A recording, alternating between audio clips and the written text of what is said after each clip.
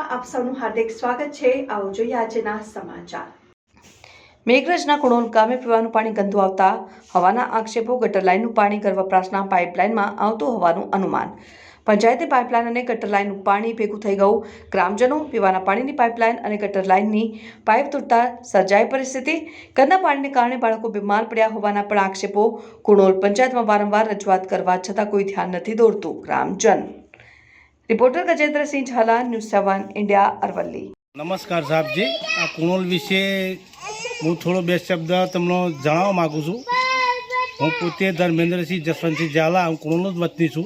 बराबर, हालना संजोगों में अमर पंचायतनी जे pipe line है ये तूटी गई है पानी और गटरनी लाइन पण तूटी गई है। बराबर, हवे ये पानी बधु मिक्स थई गयुं छे। आमां अमारे पीवुं कई रीते?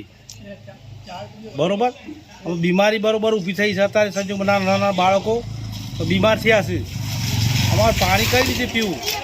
બરાબર, પંચાયતની અંદર અમે જાણ કરી છે, બરાબર, રજૂઆત કરી છે, પણ હજુ સુધી કોઈ જોવા માટે કોઈ આવ્યું નથી।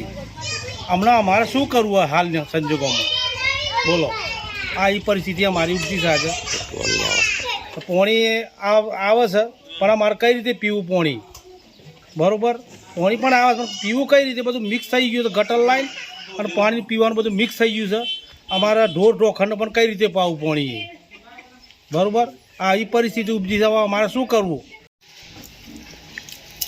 નમસ્કાર સાહેબ, આ જે ગટર આવે છે, આ ગટર જો આગળ અમારું જે પાણી પોકેટથી પાણી લાઈન આવે છે તે લીકેજ થઈ ગયું છે અને અમારે આ પાણી પીવું બહુ મુશ્કેલ છે। અંદર ઉમેરી ગયું છે પાણી, તો એક રોગચાળાનો બહુ ભય લાગે છે અમને।